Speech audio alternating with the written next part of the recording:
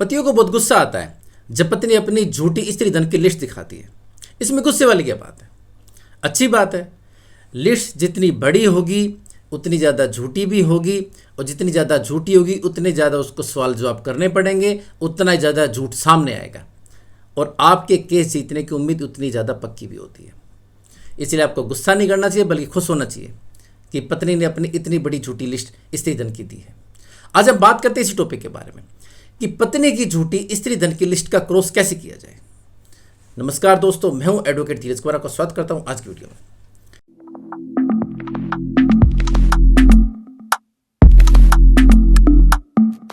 दोस्तों देखिए, जब आपको पत्नी की झूठी स्त्री धन के बारे में उससे क्रॉस क्वेश्चन करना हो तो सबसे पहले ये पूछिए कि भाई ये लिस्ट अगर वो हाथ से लिखी हुई है, भाई किसने रिटर्न में लिखी है? आपने लिखी है, किसी और ने लिखी है?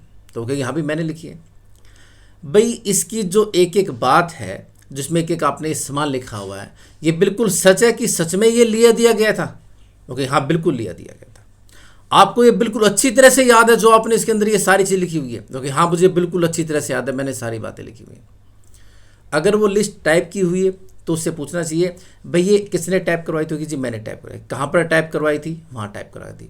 तो आपको ये इसमें सजेशन देना है कि भाई ये आपने टाइप नहीं करवाई, आपके वकील साहब ने टाइप करवाई हुई है, या आपने ये झूठी लिखी हुई है, या आपने अपने घर पर बैठ के लिखी है, या फिर आपने आपके वकील साहब के सामने लिखी है, उन्होंने आपसे झूठी लिखवाई है और इसमें सारे जितने भी चीज़ें डाली है सब झूठी डाली हुई है। ऐसे करके उसको सजेशन देना है। अब आपको आना उसके रिगार्डिंग क्वेश्चन पूछने में। देखिए नॉर्मल जो उसमें गोल्ड लिखा होगा या बड़ी बड़ी चीज़ें होंगी, पैसा लिखा होगा, वो तो पत्नी बिल्कुल याद करके आएगी, उसको क्वेश्चन पूछने का कोई फ़ायदा नहीं है। पूछेंगे वो बिल्कुल एक्यूरेट जवाब देगी, हमारे अगेंस्ट ही जाएगा। उससे क्वेश्चन वो पुट कीजिए जो उसके अंदर छोटे छोटे सामान है कि भाई इसमें अगलियों की साड़ियाँ कितनी हैं, पिछलियों की साड़ियाँ कितनी हैं, जैसे देते हैं भाई शादी में। इसमें ये कटोरी चम्मच गिलास कितने जिसमें लिखे होते हैं, बर्तन है, छोटे बर्तन बड़े बर्तन, इसको कोई याद नहीं करता है। वो कहेगी नहीं उतने हैं, भाई इसमें तो इतने लिखे हुए हैं। ओके, मुझे याद नहीं है, तो उसमें आपको सजेशन देना है कि आपने ये लिस्ट में झूठे लिखे इसलिए आपको याद नहीं है। ऐसी छोटी छोटी चीज़ें जैसे कि इसमें मान लिखी हुई, भाई हमने उसकी इतनी मान की, अगलियों की इतनी मान की, या फिर जो रिश्तेदार में आए थे इसे नंदों की इतनी मान की, ऐसे अमाउंट भी लिखा होता है। फल फ्रूट के में इतना पैसा खर्च किया था, छोटे बर्तन इतने दिए थे, बड़े इतने, ऐसी छोटी चीज़ें बहुत सारी आपको मिल जाएगी। तो उसके रिगार्डिंग आपको क्वेश्चन पूछना कि हाँ भाई वे कितने बर्तन थे, उसको ध्यान ही नहीं है, वो मेरे को याद नहीं आ रहा, तब उसमें आपको क्वेश्चन लिखवा देना है या सजेशन देना है कि भाई ऐसा है जब आपने लिस्ट बनाई तो आपको सब कुछ याद आ गया। इतनी पुरानी बात, शादी 4 साल पहले हुई तब भी आपको याद आ गया कि उसके अंदर हमने कितने बर्तन कितनी मान दिए थे, अब आपको याद नहीं आ रहा। वो इसलिए कि आपने ये सब झूठ लिखा हुआ है। फिर ये सजेशन देना है कि जो आपने बाकी सामान भी लिखा हुआ है वो भी आपने झूठ ही लिखा है।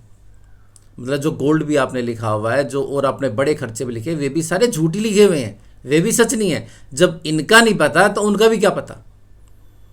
जब इनके बारे में आपको नॉलेज नहीं है कि ये कितने थे, तो उनके बारे में भी नॉलेज कहाँ से होगी? इन सब को देखकर पत्नी कंफ्यूज हो जाएगी। अब उससे आपको नेक्स्ट क्वेश्चन से पूछना भाई इन सब के बिल कहाँ हैं? अब बिल होते ही नहीं है। वो कहेगी भाई जो सामान था उसके बिल हमने शादी बाद हस्बैंड को दे दिए थे। तो सजेशन देना ऐसा कुछ नहीं है, कोई हस्बैंड को अपने बिल नहीं दिए, आप ये सामान लेकर ही नहीं आइए। इसके अगर आप ये सामान लेकर आते तो बिल होते। अगर बिल चलो हस्बैंड के पास ही मान ले तो दुकान से डुप्लीकेट बिल भी निकल सकते हैं। आईओ भी इसमें वेरीफाई कर सकता है, पुलिस है तो इसे स्टेट केस 490 है तो उसके अंदर आईओ भी इसको वेरीफाई करके ला सकता है। अगर ये स्टेट केस वाला केस नहीं है, दूसरा केस है, तो भी आप कि ये बिल है, आपको ये तो पता ना सामान किस दुकान से लिया था, तो आप वहाँ से भी डुप्लीकेट लेकर आ सकते हैं, लेकिन आप कुछ लेकर नहीं आएंगे क्योंकि ये सामान कुछ ऐसा लिया दिया ही नहीं गया था, आपने बिल्कुल झूठा लगाया हुआ है। इस जो ये सामान आपने लगाया, इतनी बड़ी स्त्री धन की लिस्ट लगाया, इसका कोई आपने फोटोग्राफ भी नहीं लगाया, कहीं लगाया आपने फाइल में? वो कहिए नहीं है, क्योंकि सामान ही नहीं था इसलिए आपने कोई फोटोग्राफ ही नहीं लगाया। अब मुद्दा उठेगा कि भाई ये जो आपने इतना सामान परचेज किया है, आप दिखा रहे इतना बड़ा मेरा स्त्री धन था, इतने लाखों का था, इसके पैसे का सोर्स कहाँ से आया? आपने कहीं लगाया है? वो भी कहीं नहीं लगाया। भाई इतना पैसा आप कह रहे हैं भाई हमने इतने ज़्यादा लाखों का सामान दिया, तो उसका इनकम का सोर्स कहाँ से आया? आप बिल नहीं लगा रहे तो सोर्स भी नहीं लगा रहे, तो वही पत्नी नहीं लगाती, नॉर्मली कोई भी नहीं लगाता। तो उसके लिए भी कहना है कि आपने कोई सोर्स ही नहीं दिखाया कि पैसा कहाँ से आया था, और वो पैसा अगर 5 लाख से ज़्यादा है भाई आप साल में स्पेंड करते हैं तो फिर उसके रिगार्डिंग आपको इनकम टैक्स में भी शो करना पड़ता है, वो भी आपने इसमें कहीं नहीं दिखाया। पत्नी कहेगी भाई ये पैसा तो मेरे फादर ने खर्च किया था या फिर मेरे जो ब्रोदर उन्होंने खर्च किया था, इस तरह से सिचुएशन देती है। बोली लेकिन केस तो आपने फाइल किया है, तो सबूत भी तो आप ही को देने हैं। बेशक आप बहाना बना रही हैं कि फादर ने खर्च किया था या ब्रोदर ने खर्च किया था, लेकिन केस आपने फाइल किया, उन्होंने फाइल नहीं किया। सबूत भी आप ही को देने हैं। आप सबूत नहीं दे रहे क्योंकि आपके पास सबूत कुछ है ही नहीं, क्योंकि फादर भाई तो आपके अपने हैं।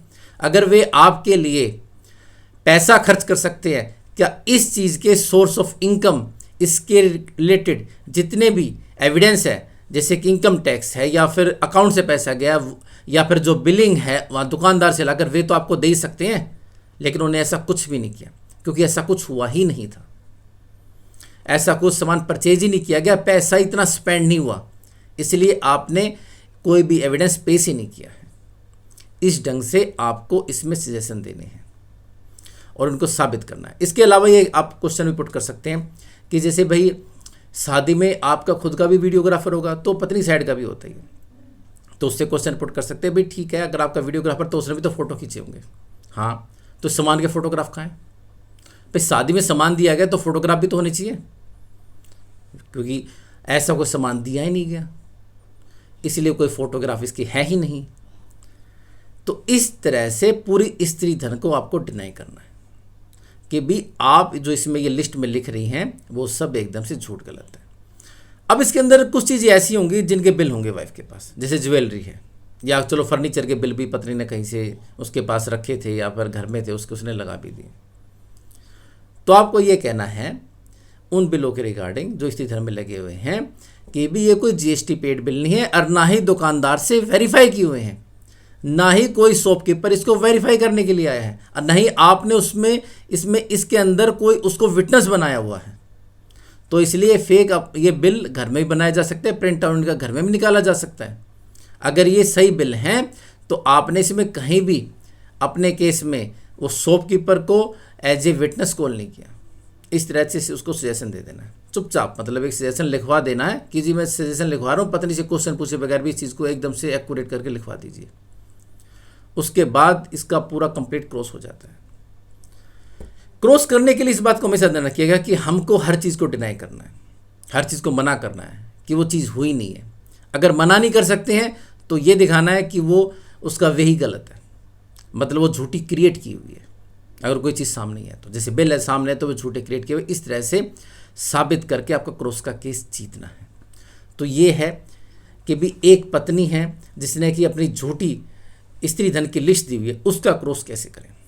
दोस्तों आशा करता हूँ आज की वीडियो आपको पसंद आएगी। अगर आप मुझसे कॉन्टैक्ट करना चाहते हैं तो नीचे दिए मेरे नंबर 9278134222 पर कॉल करके कॉन्टैक्ट कर सकते हैं, मेरी टीम आपको असिस्ट करेगी।